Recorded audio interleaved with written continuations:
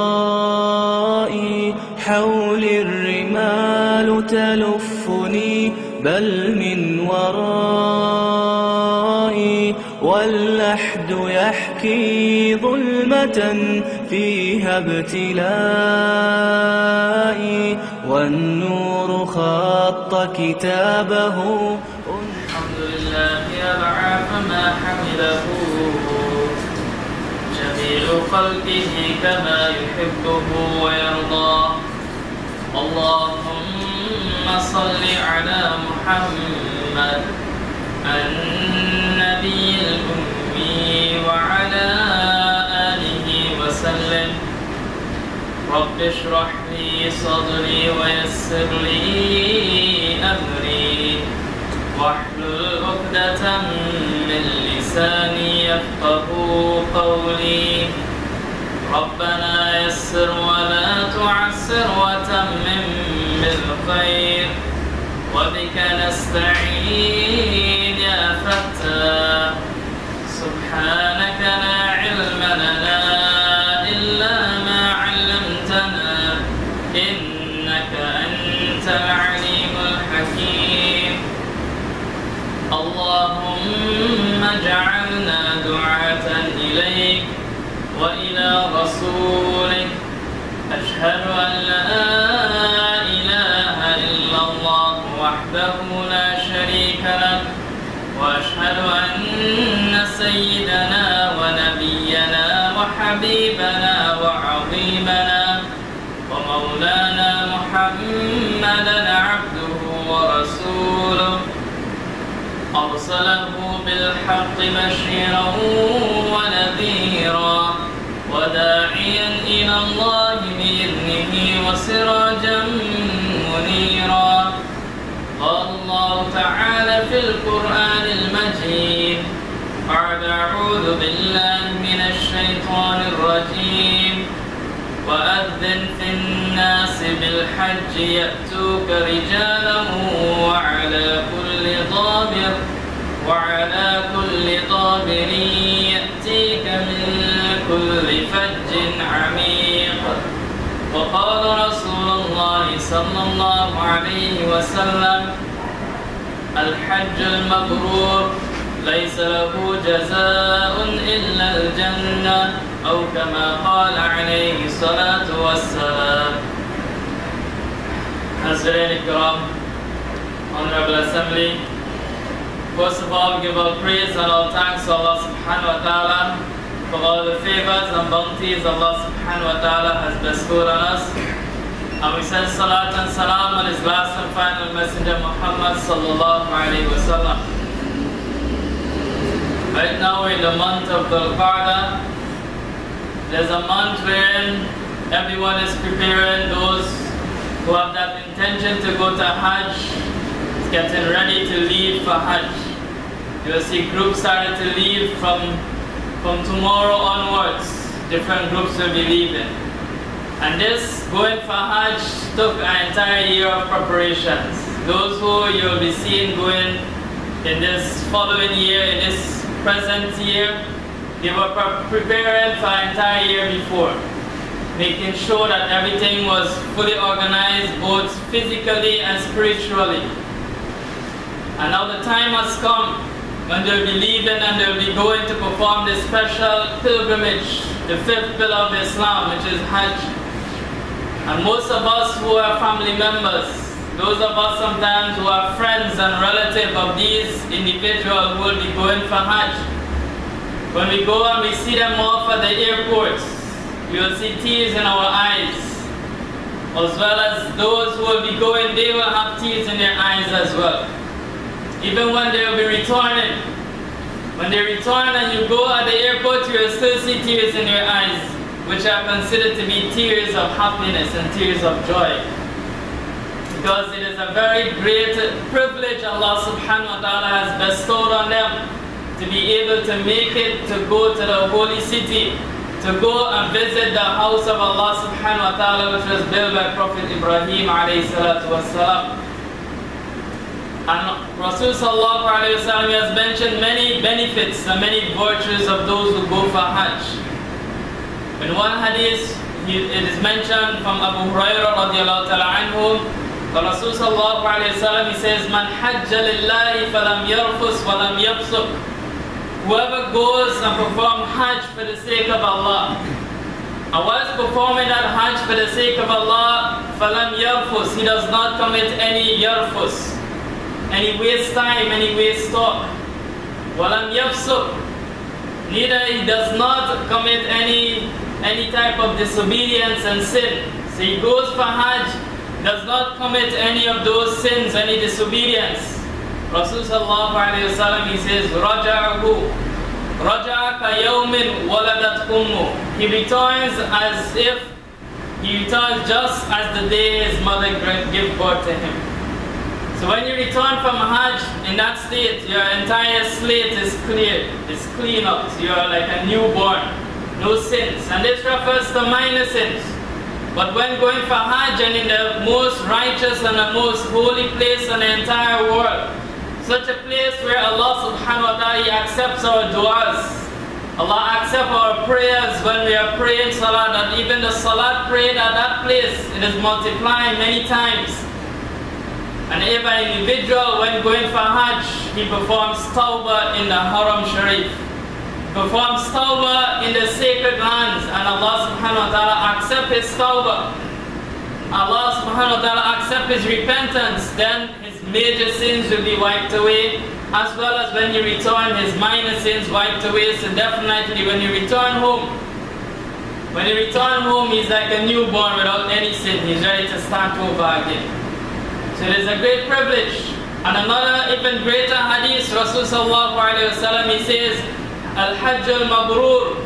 He says the Hajj Mabroor, Laysa laha jazaa'un illa al-Jannah. There's no blessings for it except that of Jannah. So if you go to Hajj and your Hajj was considered to be Hajj al-Mabroor, then the only blessings that Allah is granting you is that of Jannah, that of paradise.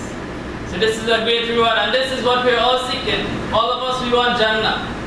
And our Rasul sallallahu alaihi wasallam says, if your Hajj is Hajj al-Mabroor, then definitely you'll get Jannah. Jannah is yours. Paradise is yours. So let us understand the hadith, Al-Hajj al-Mabroor. Hajj al-Mabroor, it consists of two words. One, Al-Hajj, one word, and the second word, Al-Mabroor. So first, understanding Hajj, what is Hajj? Hajj literally means Al-Qasdu.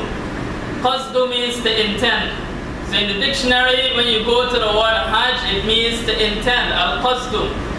It also means Ziyara, Ziyara which means a visit. But in the Sharia, it specifically means to intend to go to Makkah as well as to visit the Haram Sharif where the Kaaba is. So that is Hajj. When Allah subhanahu wa ta'ala, He commanded Ibrahim alayhi salam to build the Kaaba. Ibrahim alayhi salam and his son, they built the Kaaba, and after building the Kaaba, they made a long dua that is mentioned in Surah Al-Baqarah as well as Surah Al-Imran. We don't have enough time to go through the entire dua, but at the end of the dua, he says, Rabbana taqabbal minna innaka anta as-sami'ul alim. He says, our Lord, accept this from us. Innaka anta as-sami'ul alim, you're the all-hearer, you're the all-knower. And after saying that dua, Allah subhanahu wa ta'ala accepted it. So much so that Allah subhanahu wa ta'ala says to him, وَأَذِّن فِي النَّاسِ بِالْحَجِّ. Allah says, Adhan. We know the word Adhan. Adhan means the call of prayers. Allah is telling him to do the Azan, to call the Azan, but not the Azan for prayers. وَأَذِّن فِي النَّاسِ بِالْحَجِّ. Call the call towards Hajj, call the people to Hajj, proclaim, call the people to come to the Kaaba for Hajj. And at that time, there were only one clan living there. So there were just a handful of people living around the Kaaba. So Allah subhanahu wa ta'ala is telling him to proclaim, you call the Azan. And Allah says, يَأْتُوكَ رِجَالًا وَعَلَىٰ كُلِّ ضَامِرٍ. He says, Allah says, you will see that people will come on foot. They will come walking towards the Kaaba. And even in present times, those who are living around, in neighboring countries, some of them will still walk until today. They will walk to the Kaaba thinking that it is even virtuous. It is even more blessings to walk to go to perform Hajj. So Allah says, you will see people walking to go to Hajj. وَعَلَى كُلِّ ضَامِرٍ, and on every lean camel. In those days, the main transport was that of camel. But when Allah subhanahu wa ta'ala says, وَعَلَى كُلِّ ضَامِرٍ, on every type of transport you get, Allah is telling to Ibrahim alayhi salam, the people would want to come to your home, would want to come to the Kaaba, would want to come to Makkah, they would use any source of transport that could enable them to reach there, they will use it. And like that today we see people, we use all types of transport to reach there. We use boats, ship, trains, plane, you name it, every type of transport we use it in order to reach to the Kaaba. And not only those people in Makkah, he says, يَأْتِيكَ مِنْ كُلِّ فَجٍّ عَمِيقٍ. Allah subhanahu wa ta'ala is ensuring Ibrahim alayhi salam, do not think this handful of people alone will be coming to your Kaaba. Do not think the neighboring countries alone will be coming to your Kaaba, to the house of Allah. But يَأْتِيكَ مِنْ كُلِّ فَجٍ عَمِيقٍ, people will come from all nook and corners of the world. Every single country you think about, you'll see people coming to perform Hajj. And like that today, when you go for Hajj, you'll see people from all over the world. From countries that you have never heard of before. From places you have never think about before, you'll see people coming just to perform Hajj. Places that you never imagined that there are Muslims living there, you will see them coming to perform Hajj. And this was from Allah subhanahu wa ta'ala. So in those days, Allah has mentioned that to Ibrahim alayhi salam, and we see the results today. When we look and we see how the people are flocking to go for Hajj, so much so that the Saudi government has to restrict certain countries that you could only carry this amount for this year. Leave back some for the other year. Because this is the miracle of Allah subhanahu wa ta'ala. And if you look at Hajj, Hajj is the only pillar of Islam that requires a specific time and a specific place. There's no other pillar of Islam that requires a specific time and a specific place. For example, Iman. If you want to be a Muslim, there's not a specific time you have to be at that time before you can be a Muslim, or a specific place, any time. Salat, there's a specific time to pray, but there's not a specific place. If you cannot make it to come to the masjid, you have your home. If you cannot make it at your home, you have your workplace. Any place you can play, any place you can pray. Similarly for fast, go to a specific place to fast. You can fast anywhere you are. But when it comes towards Hajj, an individual cannot do it before the time of Hajj. An individual cannot say, you know what, Hajj, there's so much of crowd in those days of Hajj, and I cannot handle so much of crowd. So you know what, I'm going to go before the days of Hajj and perform my Hajj. I'll go a month before, or I'll go a month after and perform the Hajj. His Hajj will not be accepted. That specific time is there. Only those days of Hajj an individual could perform Hajj, which is from the 8th of Dhul-Hijjah until the 10th of Dhul-Hijjah. So that time is specific, and not only the time but the place also is specific. We cannot go any other part of the world and perform Hajj. Our country cannot say, you know what, it is very difficult to get visa to go to perform Hajj, and it's very expensive, so we'll have our own Hajj in our own country. We'll build a nice, huge Kaaba, and we'll go around it, and we'll make it look just like Hajj. It still will not be accepted. You have to go to that place. It is the only pillar of Islam that requires a specific time as well as a specific place. Then when you go for Hajj, many of us, we have heard of Makkah being called Al-Masjid Al-Haram. Masjid Al-Haram means a sacred masjid. And the word Haram means it is sacred because certain things outside of Masjid Al-Haram, which is halal, it is haram inside.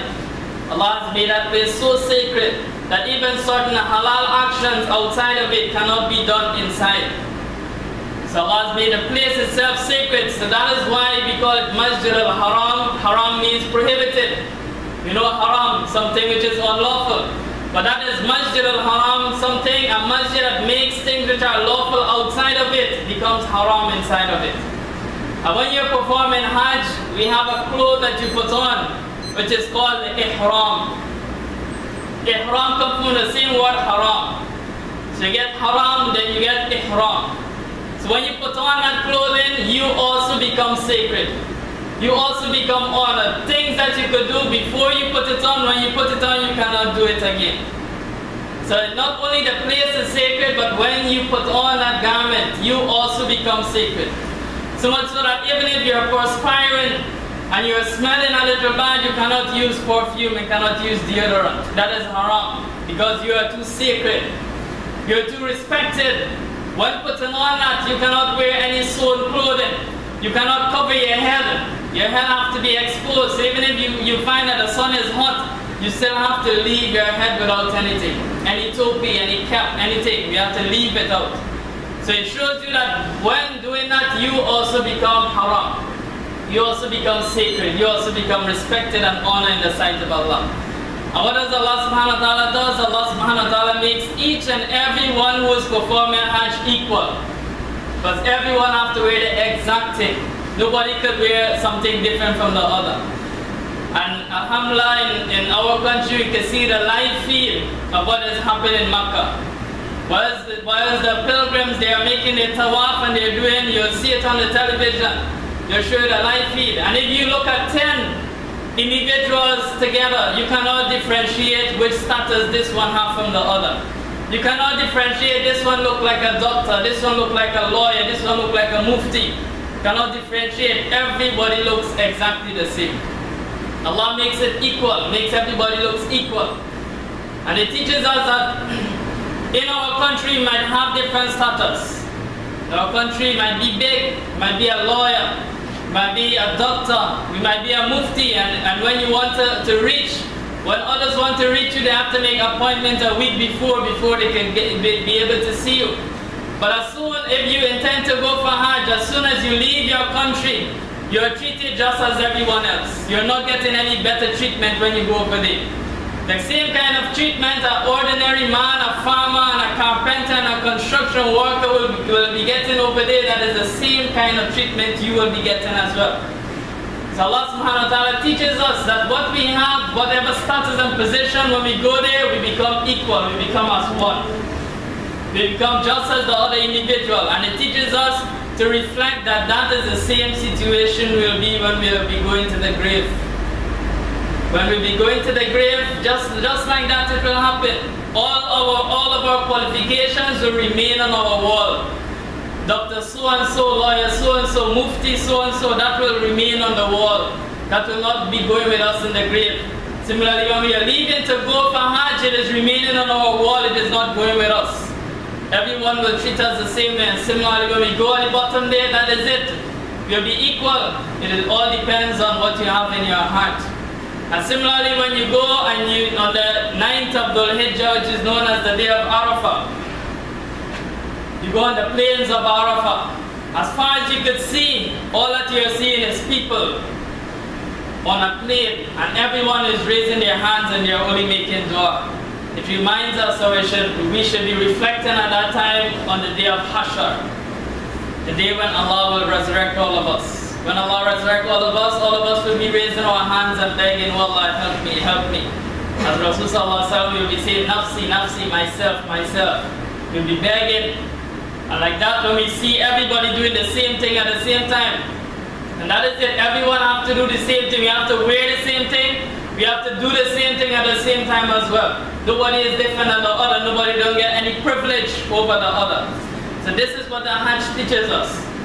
And then Rasulullah he says, Hajj al-Mabroor, not only Hajj, but al-Mabroor Hajj. Many books you read, you'll read that Al-Hajj al-Mabroor means an accepted Hajj. But if you go to the dictionary and you check the word al-Mabroor, you'll never find accepted in being one of its meaning, because Mabroor does not mean accepted. Accepted means, if you want to use the word accepted, then it should have been Maqbool. Maqbool means to be accepted. So what is accepted, Maqbool? Accepted is the outcome of our Hajj. So if our Hajj is Mabroor, only then it will become Maqbool. But Rasulullah, he did not tell us to have an accepted Hajj. He did not tell us about our outcome of the Hajj. He teaches us the method of our Hajj. Our Hajj has to be Mabroor. And the word Mabroor comes from the word Birrun. For example, you have Birrul Walidain. Birrun, from that you get Mabroor. And Mabroor means righteous. So he's teaching us what type of Hajj we need to have. Not an accepted Hajj. If your Hajj is Mabroor, only then it will be accepted. But he's teaching you the type of Hajj. He says your Hajj needs to be bir. And Jabir radiallahu anhu, he asked Rasulullah, he says, what is Hajj al-Mabroor? Tell me what is Hajj al-Mabroor. And he did not say accepted Hajj. He says, Tib al-Kalam wa it'am al-ta'am. He says, speaking good. Tib al-Kalam. When you're at Hajj and you're speaking good to everyone. When you're speaking in a low tone, when you're not quarreling.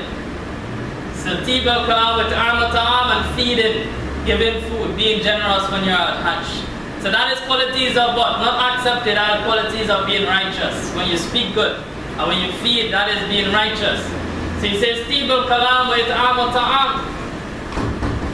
That is considered to be a Mabroor Hajj. And when we look at the term righteous,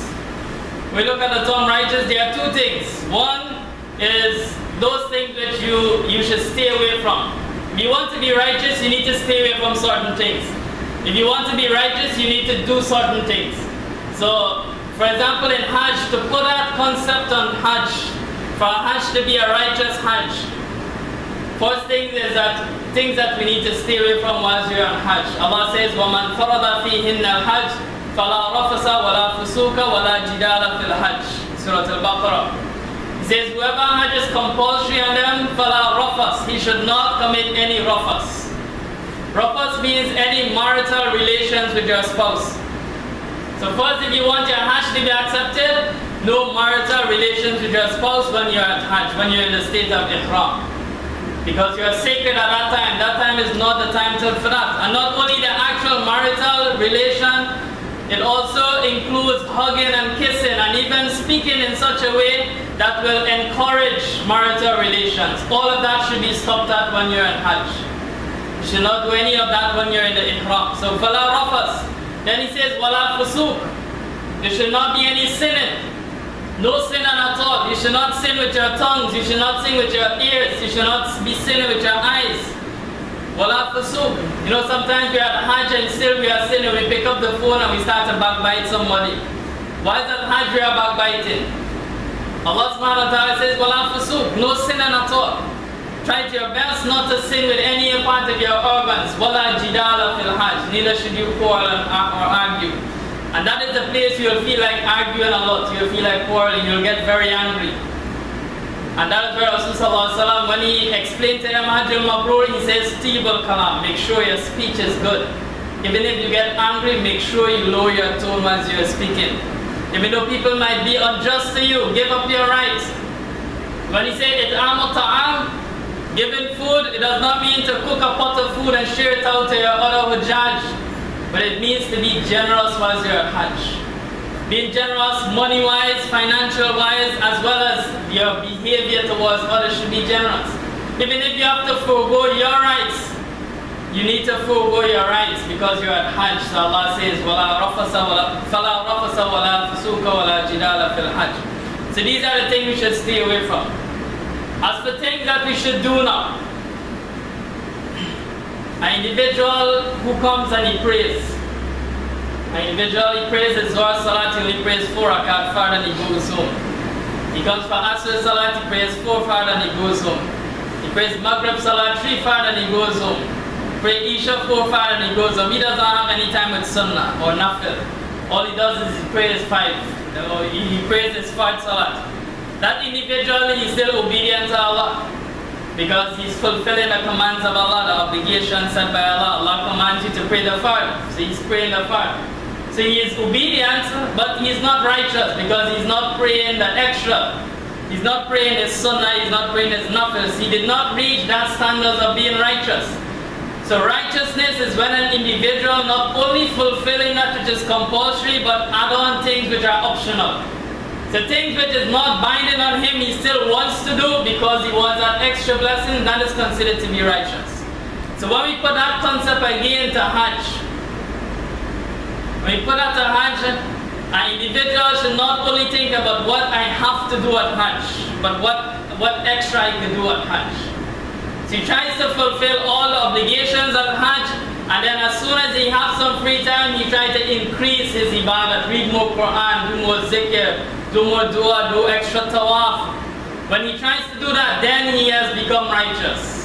If he only do what is binding on him, then he's only obedient. He does not reach that quality of birr and righteousness as yet. So when Rasulullah ﷺ says Hajj al-Mabroor, we should not have the concept of just accepted Hajj. Rasulullah is teaching us the type of Hajj we need to have, a Hajj which is righteous. Righteous means stay away from certain things and doing optional things, including those which are compulsory. So may Allah subhanahu wa ta'ala accept us all. May Allah accept those who will be going for Hajj. May Allah grant them Hajj al-Mabroor, a righteous Hajj. May Allah accept their Hajj. Those of us who have went before, may Allah subhanahu wa ta'ala help us to return again to the sacred house of Allah subhanahu wa ta'ala.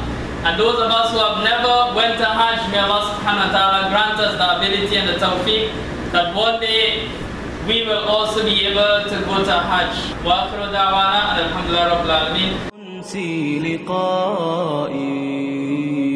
أنسي لقائي